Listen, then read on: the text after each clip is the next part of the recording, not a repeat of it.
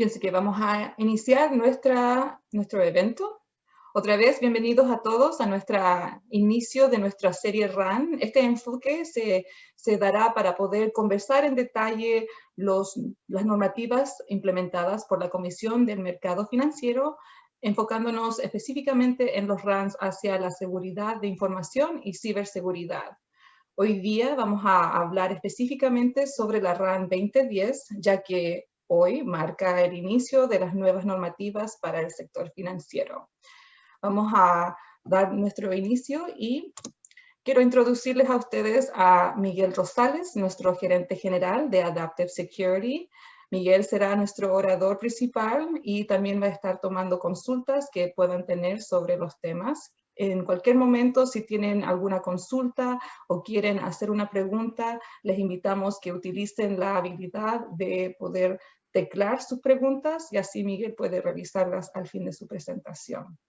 Si tienen cualquier consulta, están libres de levantar la mano y yo voy a estar pendiente de su participación. Miguel, te comparto a ti la atención. Gracias, Nidia.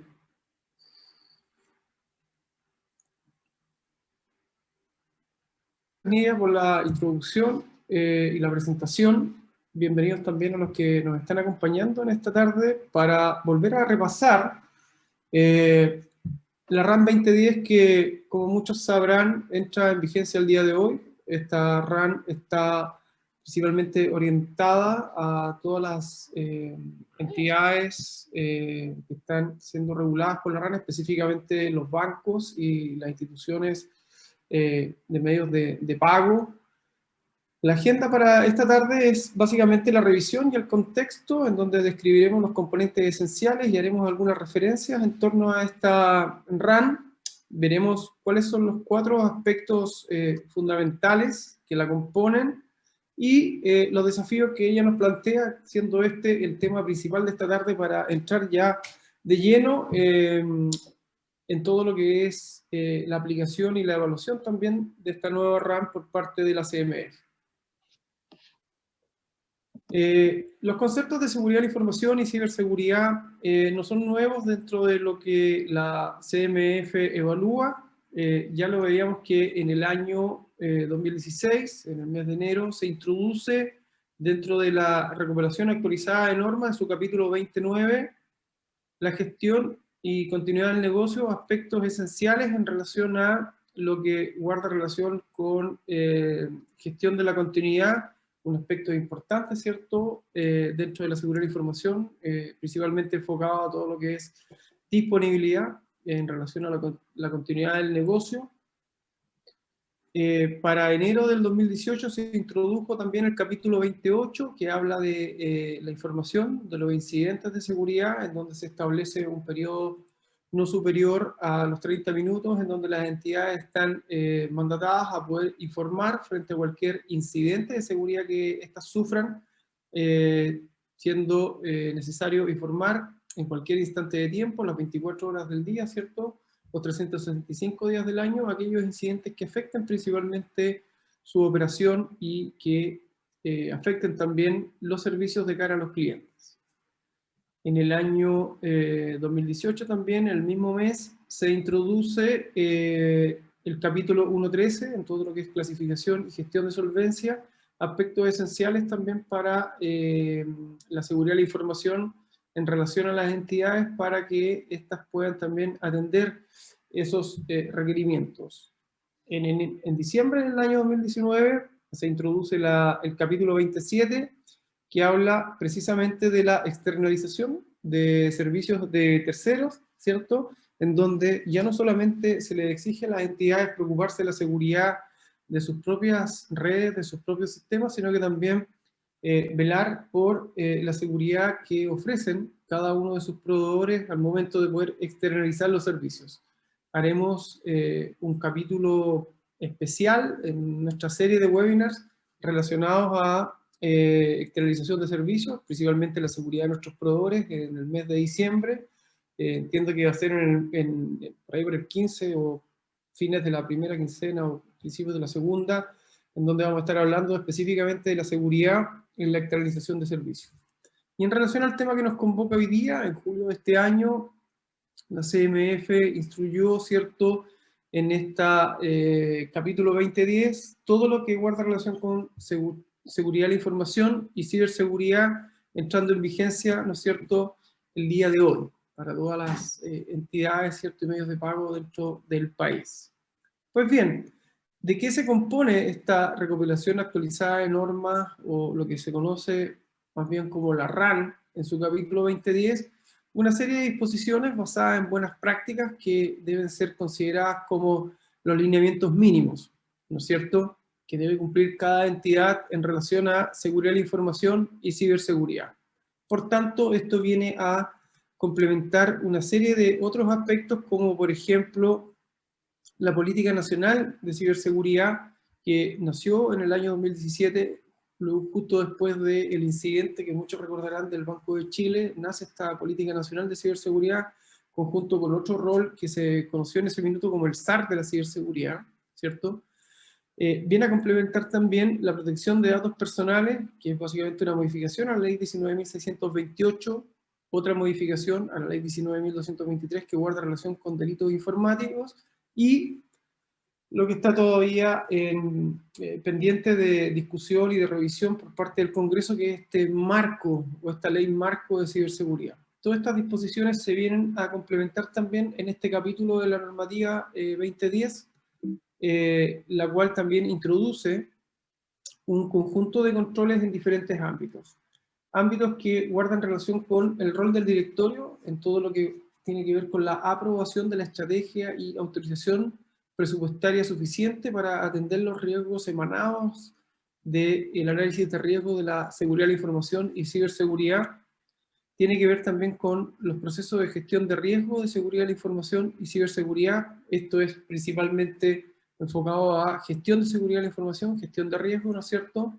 23 controles asociados a la protección de activos críticos de seguridad de la información, detección de amenazas y gestión de vulnerabilidades. Otros 8 controles relacionados a la respuesta y recuperación ante incidentes. Y por último, 3 controles orientados a la gestión de la infraestructura crítica de seguridad como parte del sistema financiero y los medios de pago, ¿cierto?, en este ámbito de la infraestructura crítica del país. Entonces, es este conjunto de controles que están divididos u orientados a diferentes propósitos los que hace relación este capítulo 2010 de la RAN. A continuación, vamos a revisar los 4 pilares o los 4 aspectos fundamentales que cubre la RAN 2010, siendo el primero de ellos, como ya decíamos, los aspectos generales y el rol del directorio en lo que guarda relación con la aprobación de la estrategia, el poder diseñar una estructura de riesgo o una estructura organizacional de la cual dependa también el oficial de seguridad, poder ser garante, ¿cierto?, de aquellas partidas presupuestarias que, ya sean por inversión o por gasto, guardan relación con atender aquellos riesgos que se originan producto de la gestión de la seguridad de la información y de la ciberseguridad, de ser garantes también de la política de gestión de riesgo de seguridad de la información al interior de la entidad, una política de conducta interna y externa. Esto involucra también a esta política de conducta y de gestión de riesgo, no solamente al interior de la entidad, sino que también para los proveedores, para los externos, cultura de riesgo que debe ser transversal también dentro de la organización y que atienda todo lo que guarda relación con educar, concientizar, ¿no es cierto?, a los diferentes personas dentro de la organización. Y por último, todo lo que guarda relación con una gestión de alertas de amenazas para efectos de que el directorio esté continuamente involucrado, continuamente informado respecto de todas aquellas amenazas que afecten, ¿cierto?, a cualquier componente de gestión de seguridad de la información y de ciberseguridad dentro de la entidad. ¿Okay? Cada uno de estos aspectos nacen entonces a partir del directorio, y de ahí la importancia de esta RAN para poder involucrar activamente al directorio en la toma de decisiones y también en la información que ellos deben de manejar. El segundo aspecto relevante o fundamental en relación a la RAM tiene que ver con la gestión de riesgos de seguridad de la información. Esto, si bien es cierto, es una parte importante de la RAM, no es nuevo dentro eh, del conjunto de RAM que ya revisamos, ¿no es cierto? La gestión de riesgos de seguridad de la información habla principalmente en todo lo que tenga que ver con gestión de riesgos dentro de la entidad para poder identificar activos de información, para poder identificar amenazas, para poder evaluar controles, identificar también las consecuencias cuando las cosas, ¿cierto?, salen mal y efectivamente una amenaza es capaz de explotar una vulnerabilidad y saber las consecuencias de riesgo que esto implica. Para eso también es necesario poder valorizar ese riesgo y poder comunicarlo. ¿Comunicarlo a quién? A las partes interesadas, en particular a los stakeholders, al directorio, ¿cierto?, a sus clientes, a los usuarios y también a las áreas, tanto que gestionan el riesgo como las que eventualmente lo producen. Todo lo que guarda relación con este segundo pilar tiene que ver con gestionar efectivamente el riesgo en base a la seguridad de la información. Un tercer pilar, y que se introduce ya de lleno dentro de la RAM, tiene que ver con la gestión de ciberseguridad, en donde hablamos de clasificación de activos críticos, hablamos de gestión del cambio y de las capacidades, de cómo las entidades deben de abordar también la gestión de obsolescencia tecnológica, la gestión de las configuraciones y del parchado como elemento fundamental para reducir las vulnerabilidades y por ende la superficie de ataque de una organización.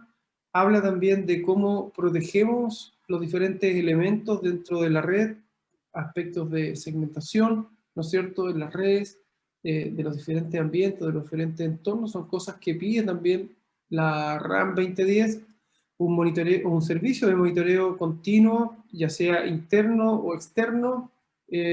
Habla principalmente de un servicio de SOC que opere 24/7 y habla de planes de recuperación testeados, ¿cierto?, definidos, planes de respuesta ante incidentes, ¿no es cierto?, todo lo que tenga que ver con el antes de un ataque, durante el ataque y posterior al ataque, ¿no es cierto?, se cubren también en este pilar con todo lo que es protección, prevención, detección y respuesta, ¿cierto?, ante incidentes de ciberseguridad. Y por último está el pilar de infraestructuras críticas, en donde habla de políticas y procedimientos que puedan identificar aquellos activos que componen la infraestructura crítica del país, dado que los bancos son parte de esta infraestructura crítica, son una parte fundamental del sistema financiero, ¿no es cierto? El que haya también un intercambio de información técnica de los incidentes es parte de lo que pide también esta RAN y las pruebas conjuntas que se han de desarrollar para evaluar frente a determinados escenarios de riesgo que también preparados estamos, ¿cierto? Y que también podemos responder. Estos cuatro elementos o estos cuatro pilares fundamentales de la RAM guardan relación también con algo que siempre es importante para las personas que trabajamos en todo lo que es gestión de seguridad de información y ciberseguridad, y siempre se nos pregunta, bueno, ¿cuáles son los marcos de referencia, ya sean nacionales o internacionales, para poder apoyar el cumplimiento normativo de esta nueva RAN que entra en vigencia hoy día? Desde el punto de vista de la gestión de riesgos de seguridad de la información, lo que siempre podemos tener a mano para estar seguros en su cumplimiento tiene que ver con la Política Nacional de Ciberseguridad, por ejemplo, las ISO, ya sean 27000, 1 o 2, para lo que es la gestión de un sistema de seguridad de la información, y 31000 para todo lo que tenga que ver con gestión del riesgo, ¿ya?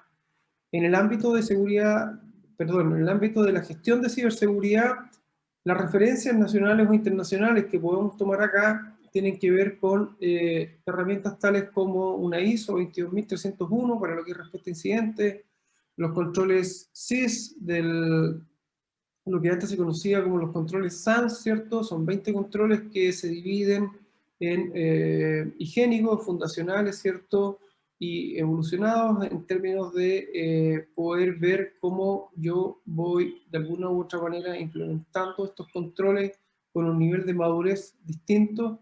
Está también ya con un nivel de profundidad un poquito mayor los controles que nos ofrece el NIST en su capítulo 853, ¿cierto?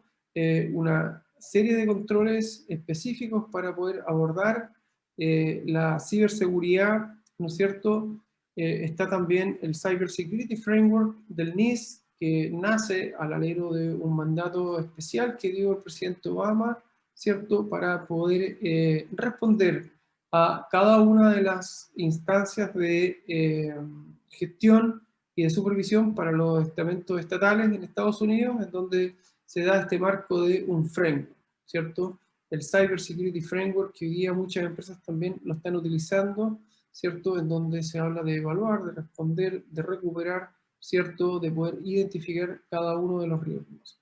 Y hay una herramienta que también se puede tomar como referencia para su uso, que es la herramienta CAT del FFIC. El FFIC es el organismo federal en los Estados Unidos que da marco normativo y regulatorio también y de evaluación a todas las entidades financieras en Estados Unidos en el marco de, ¿cierto?, su regulación. Y esta herramienta, el CAT, el Cyber Security Assessment Tool, nos ofrece una mirada interesante porque permite conjugar tanto la vista de riesgo inherente como el nivel de madurez que tienen que tener nuestros controles. Así es que cualquiera de estas que ustedes sigan les va a ayudar, sin lugar a dudas, a poder gestionar la ciberseguridad de la mejor manera dentro de la entidad. En relación a infraestructuras críticas, la Política Nacional de Ciberseguridad, por cierto, y el NIST Cyber Security Framework van a dar los lineamientos para que podamos enfrentar de mejor manera la gestión que nos pide la RAN dentro del ámbito de infraestructuras críticas. Entonces son este conjunto de normativas o de referencia o de marcos de referencia, ya sean nacionales e internacionales, los que nos permiten apoyar el cumplimiento de la RAN de la mejor manera posible. Pues bien, conversemos ahora de los desafíos. ¿Cuáles son los desafíos? Y saber si es que estamos realmente preparados o no para el cumplimiento de esta RAM que, como ya hemos reiterado, entra en vigencia el día de hoy. Vamos a ir desglosando cada uno de estos desafíos en los próximos minutos en bloques de preguntas que ustedes debieran de desarrollar internamente para ver si es que efectivamente ustedes están o no preparados con lo que se está solicitando dentro de la RAM. Acá tenemos los tres primeros bloques en donde debiéramos de nosotros hacer una autoevaluación y poder respondernos cada una de estas preguntas, en donde la primera pregunta tiene que ver con si el directorio aprobó o no la estrategia de ciberseguridad de la información y ciberseguridad dentro de la empresa. Esa es la primera pregunta que deberíamos de respondernos para ver si es que nuestro enfoque en términos de gestión de seguridad de la información y ciberseguridad finalmente sigue una línea top-down, ¿cierto?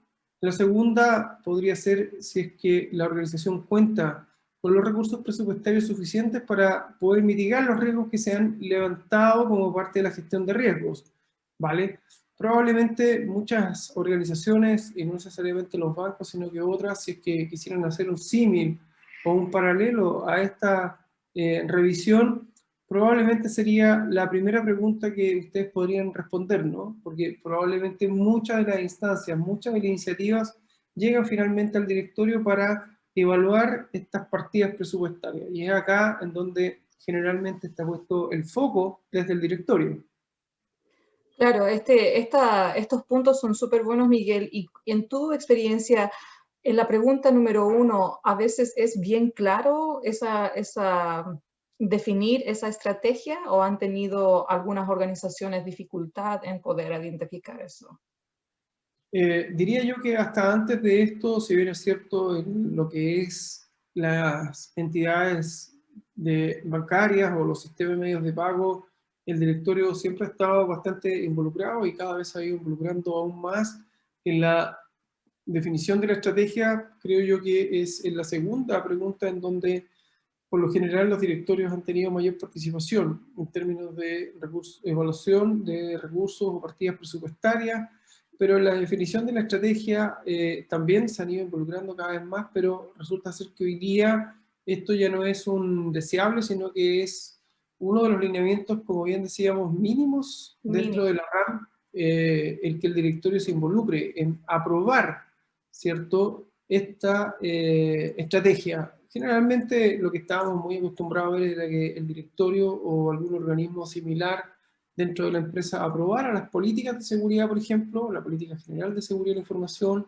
o algún otro conjunto de políticas, ¿cierto?, que emanan desde el directorio, pero acá cuando hablamos de definir la estrategia estamos hablando de algo que es un poquito más amplio, ¿no?, que necesariamente definir las políticas, porque la política también hoy día es parte de lo que la RAM pide al directorio para poder involucrarse, ¿cierto?, en estas definiciones, pero acá estamos hablando de una estrategia que es un poquito más amplio y considera también una serie de otros aspectos.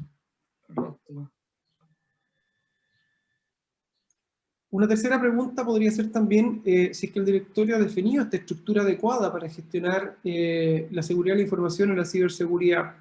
Estamos hablando acá que la RAM pide de que el directorio haya asignado personal competente, capacitado, entrenado para poder abordar la seguridad de la información y la gestión de la ciberseguridad.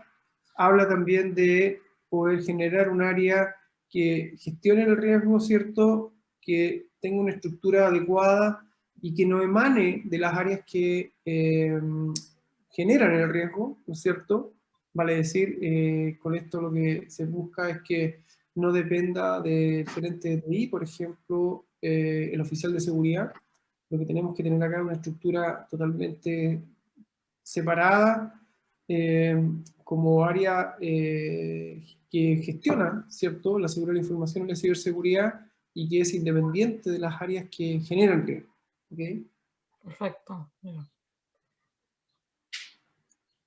Tenemos acá otras consultas u otras preguntas que también sería válidas el poder hacernos en términos de la evaluación o la autoevaluación en este cumplimiento de la RAM, que podría ser el hecho de que el directorio hoy día ha dispuesto una estructura para gestión de crisis.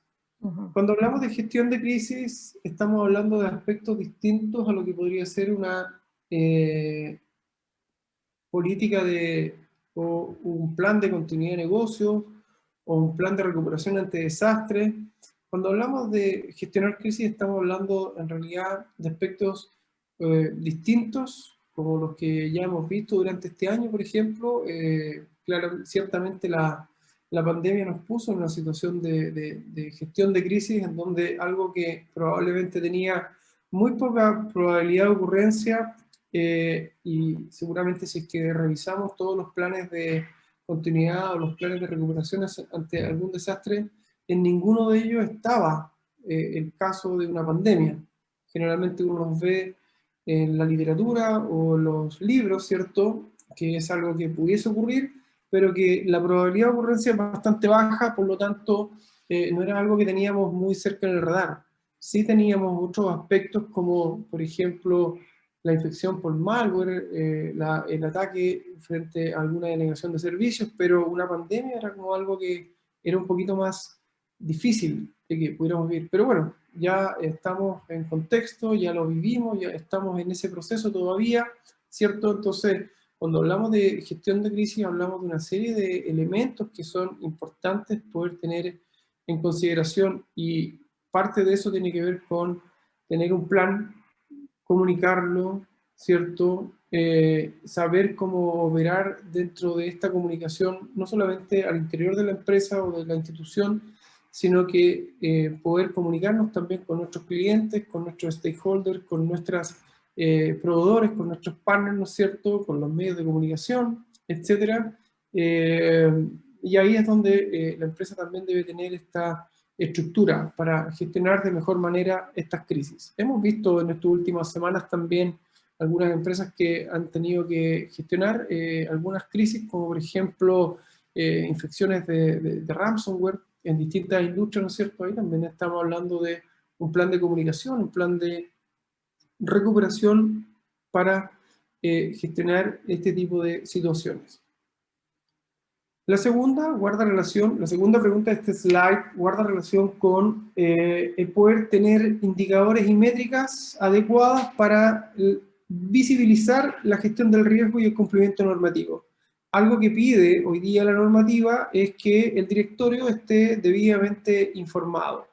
Para que eso ocurra, hoy día las áreas de gestión del riesgo y de gestión de ciberseguridad tienen que ser capaces de poder generar métricas e indicadores, ¿cierto?, que estén debidamente actualizados, debidamente definidos para poder dar esa visibilidad que se espera, ¿cierto?, al directorio, porque esto ya no es un deseable, no es un feature o una característica necesaria, hoy día es un requerimiento. Como ya veíamos al principio de la presentación, son estos lineamientos mínimos en seguridad de la información y gestión de ciberseguridad que deben cumplir las entidades, ¿ok?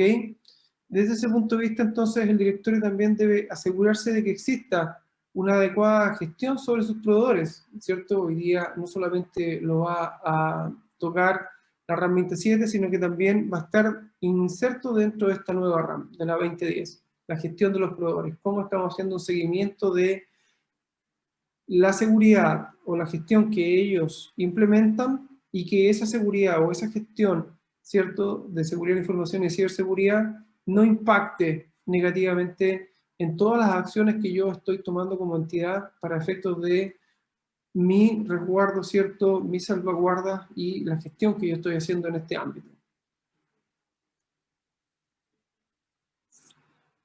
En relación a herramientas, la pregunta que nos cabe acá entonces es poder decir si es que hoy día la entidad cuenta con las herramientas necesarias para el monitoreo continuo de nuevas amenazas. Cuando hablamos de nuevas amenazas estamos hablando de todas aquellas cosas que hoy día ya sabemos que pudieran existir, pero en otras latitudes y que podrían llegar finalmente a Chile. Lo vimos hace muy poquito tiempo atrás con un nuevo ransomware que afectó a una empresa de retail, ¿cierto? Pero era un ransomware que se sabía recién de él hace muy poquito tiempo atrás, en el mes de octubre, ¿no es cierto? Entonces, ¿cómo estamos haciendo este monitoreo continuo de nuevas amenazas, ¿cierto? Monitoreando el Deep o el Dark Web, monitoreando lo que está pasando en otras latitudes, cómo yo tengo información de inteligencia de amenazas de manera más oportuna para efecto de estar, ¿cierto?, evaluando continuamente estas nuevas amenazas, que está muy ligada a la segunda pregunta y que tiene que ver con la identificación y la evaluación regular de estos nuevos vectores de ataques, ¿cierto? Como yo hoy día tengo certeza de que tengo conocimiento de las tácticas, las técnicas, los procedimientos que ocupan los atacantes frente a distintos vectores de amenaza y que no son necesariamente hablan de saber que estén bien configurados los controles. Acá es saber efectivamente y tener el conocimiento de qué tan preparado estoy para estos nuevos vectores de amenaza o estos nuevos vectores de ataque, ¿vale? Como tercera pregunta en este slide, ¿la entidad cuenta con un plan de respuesta a incidentes liderado por la alta administración? Cuando aquellos incidentes ocurren y que revisten una gravedad importante, es a esto en donde yo tengo que apuntar hoy día para poder hacer cumplimiento a lo que está pidiendo esta RAM. Es decir, tener un plan adecuado de respuesta ante incidentes liderado por la alta administración para aquellos incidentes que revisten cierta gravedad o que tienen cierto impacto, nivel alto, ¿cierto?, dentro de la organización, en donde veo afectados mis servicios, veo afectada la continuidad de mi operación en base a mi envergadura, ¿cierto?, a la complejidad que yo tengo que estar atento, ¿cierto?, a poder tener ese plan y que sea liderado también por la alta administración. ¿Por qué es importante que lo lidere la alta administración? Porque tiene que tener también el peso necesario para poder efectuar y activar todas aquellas medidas que sean necesarias para responder rápidamente frente a este tipo de situaciones. En este caso, un incidente de seguridad de alto impacto.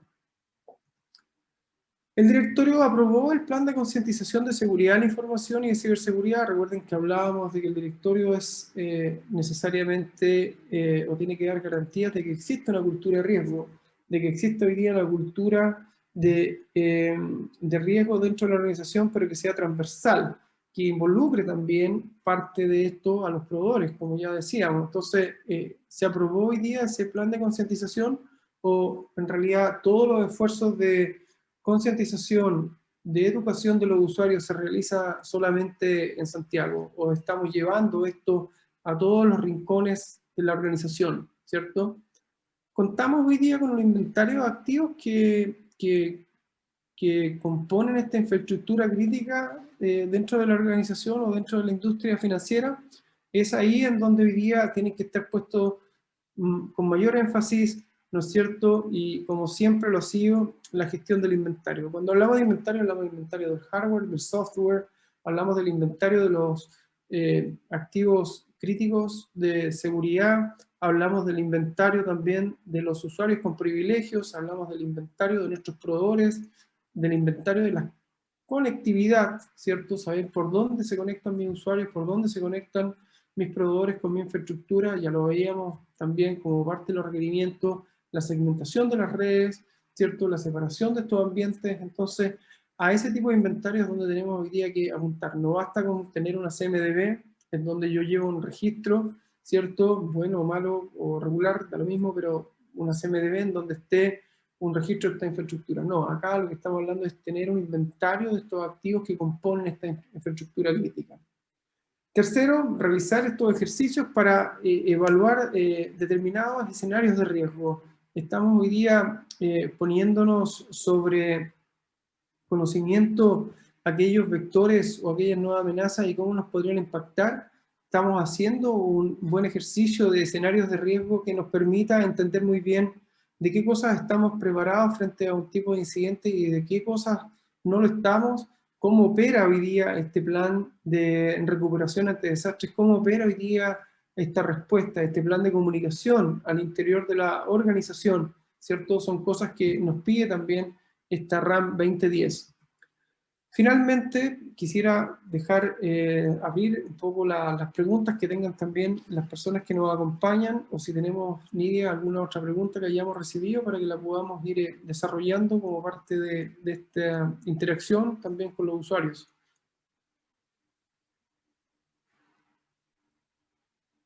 Estás muteada, Nidia, no te escucho. Ahora sí, perdón, estaba muteada. Sí, mira, recibimos varias consultas, entonces aquí vamos a ver una de las primeras que se incluyeron.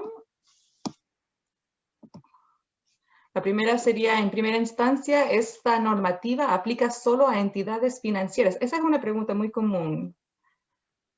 Efectivamente, la RAM 2010 aplica a bancos y a los medios de pago del sistema financiero, pero eso no quiere decir de que la CMF, y esta es una opinión bastante personal, esté mirando a otras entidades, ¿cierto?, que son también fiscalizadas o reguladas por ella.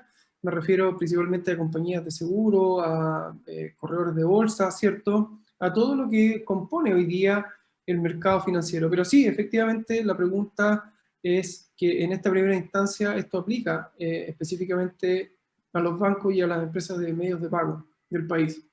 ¿Se podría también utilizar esto como un parámetro de prácticas, no solamente para el sector financiero, pero para otras entidades también, industrias, para ver cómo estar preparado?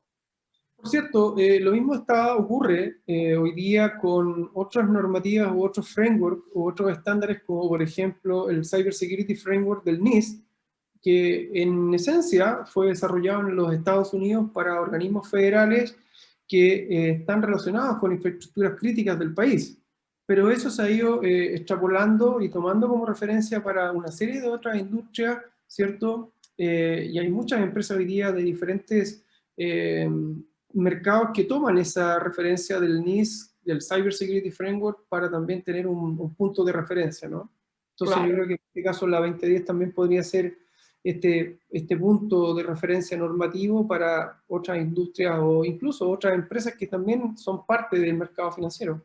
Claro, ahora se está viendo que como que nadie se salva estos días no importa si es un sector de banco o hasta una organización de datos.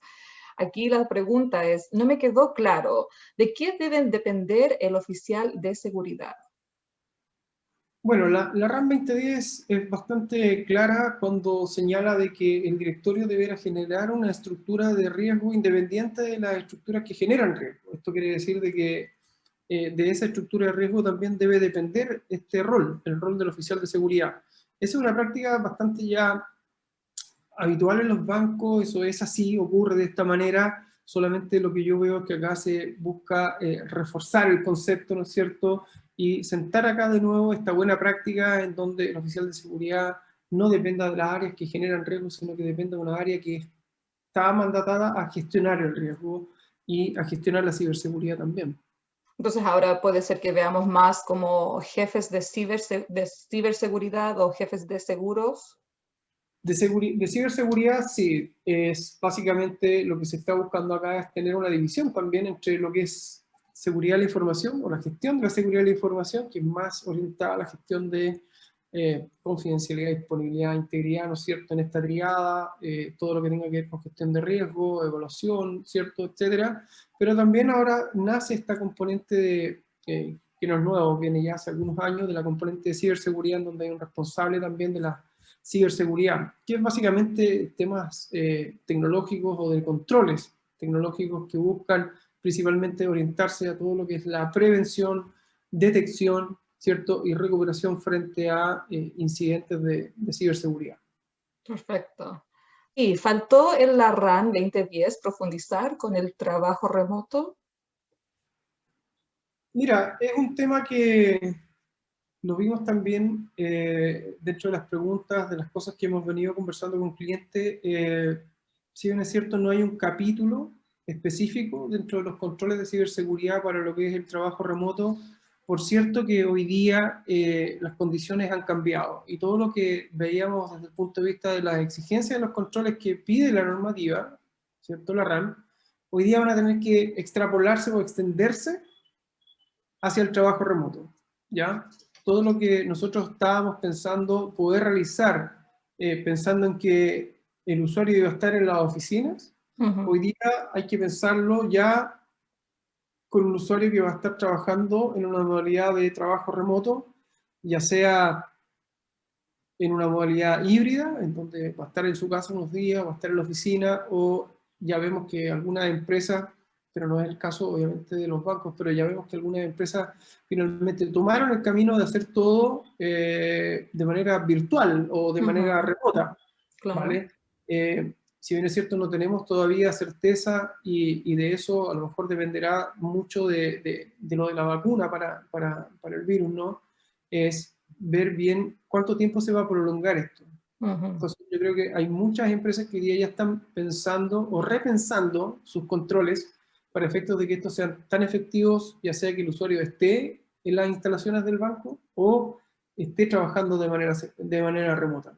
La idea acá, Claro, independiente de dónde estén, el punto es que hay un trabajo seguro. Y eso exacto. lleva también no solamente al trabajo remoto, hay muchas de las cosas que vienen pasando ya hace bastante tiempo y que tiene que ver con la omnipresencia de los sistemas. O sea, hoy día están en todos lados, estamos conectados generalmente desde cualquier parte. Hoy día no es necesario incluso estar haciendo home office, yo podría estar perfectamente haber viajado a cualquier otro lugar y trabajar desde allá, sin la necesidad de estar en mi casa, si es que tuviera la posibilidad de hacerlo.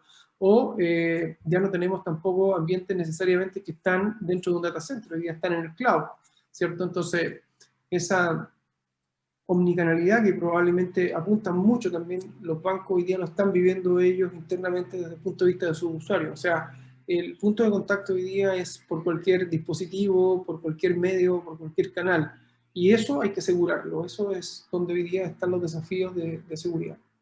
Perfecto, claro, porque ahora la idea sería de que las mismas prácticas de seguridad que se tomarían en la oficina se practicarían donde uno esté trabajando, no importa de la ubicación. Efectivamente. Y eso es, ahí sí que hay un desafío importante. Y ahí no tiene más que ver también en la parte de educar a los empleados en cómo, en cuáles prácticas continuar, porque a veces el efecto humano tiene un poquito más de impacto afuera de la estructura así de herramientas y infraestructura. Por cierto que el factor humano siempre es importante. Yo siempre digo que el factor humano es el más importante y no es el más débil, sino que el factor humano Es una buena forma de decirlo, sí. es el más importante, no el más débil, Exacto. porque todo lo que hacíamos en concientización, pensando en este escenario, hoy día también hay que volcarlo a un escenario que es distinto, un escenario en donde los computadores de las oficinas están trabajando desde la casa, en la mayoría de los casos, pero esa red a la cual se conectan esos computadores en esa casa es una red que es totalmente, llamémosla, promiscua. O sea, a esa red se conectan muchos tipos de dispositivos de diferentes tipos, desde computadores de tu pareja, digamos, de los niños, algún que otro dispositivo conectado a internet que podamos tener, ¿no es cierto?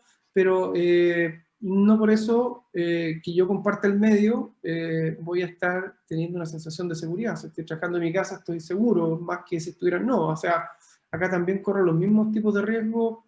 No tenemos certeza de decir que los otros dispositivos, los otros computadores de ese hogar tienen antivirus actualizado, o incluso si es que tienen o no un antivirus, si tienen o no los parches de seguridad instalados, ¿cierto? Entonces hay una serie de controles que yo debiera de asegurar en la estación de trabajo del banco, pero que no necesariamente los cumplen los otros computadores que se conectan y comparten el mismo medio en esa casa, ¿ya? Claro, Entonces cuando que es esos el otros caso computadores común. se infecten, asumiendo que no están infectados, pero si se llegan a infectar, van a estar mirando inmediatamente el computador que está al lado, y el computador que está al lado es el del banco, Mm.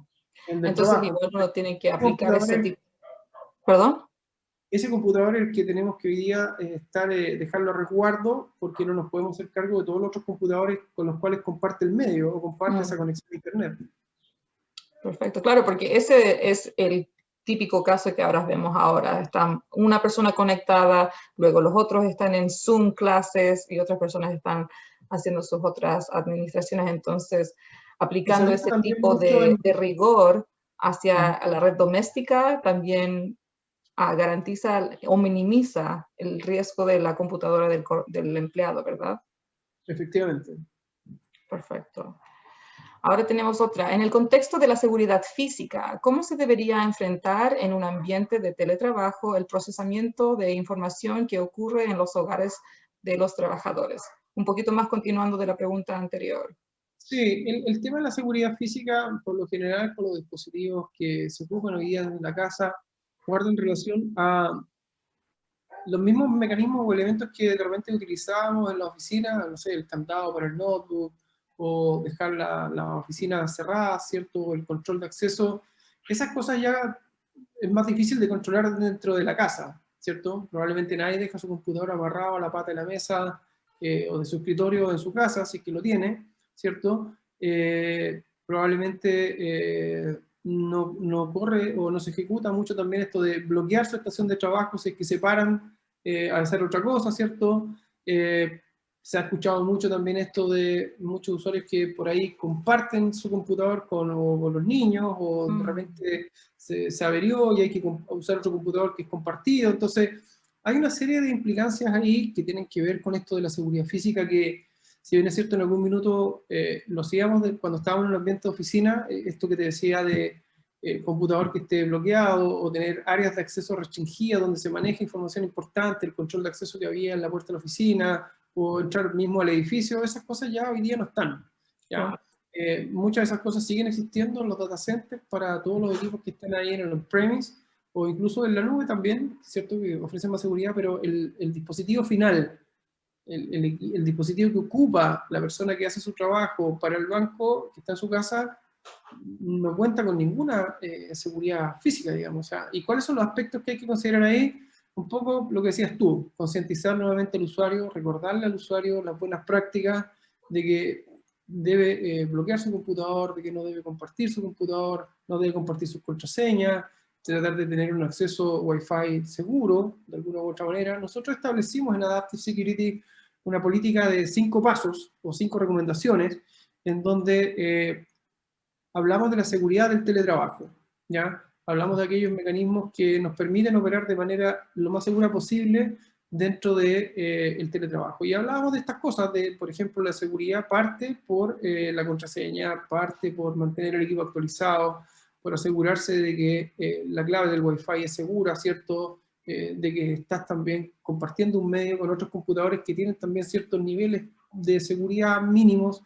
Entonces, esas son como las buenas prácticas que uno debiera de empezar a tener en consideración en este tipo de ambiente de teletrabajo? Suena tan simple y fundamentalmente básico, pero es sorprendente la brecha entre la realidad y luego lo que se recomienda realmente. Bueno, yo pienso que esa fue nuestra última consulta. Muchas gracias por la participación y también apreciamos mucho el punto de vista de Miguel. Tú tienes muchos años de experiencia. Yo pienso que has visto posiblemente cada tipo de situación que ahora estamos enfrentando. Entonces, lo que nosotros queremos realizar con esta serie semanalmente es crear este diálogo para ver cuáles son las nuevas realidades comparadas con las normativas que el CMF está implementando para todas las industrias. Entonces, la idea sería de poder unirnos virtualmente cada martes a las 4:30 por la parte de Zoom. Y como tú dijiste al inicio de la charla, la próxima mesa redonda se va justo a enfocar más en el sector de la gestión de los proveedores. Eso es algo que ya transciende no solamente al sector financiero, pero a todas las industrias que utilizan proveedores externalizados. Ahí se están identificando muchos riesgos que, como vimos, a veces hay una brecha entre la práctica y luego la ideología que uno implementa. Quiero agradecer a Miguel por su tiempo. Yo sé que tú estás muy ocupado todos los días y se aprecia mucho que tú puedes tomar tiempo de tu agenda para poder traernos más educación hacia el público general. Por nada, lo esperamos en la próxima charla. Sí, porque el 8 es feriado, entonces ahora resumimos el 15 de diciembre.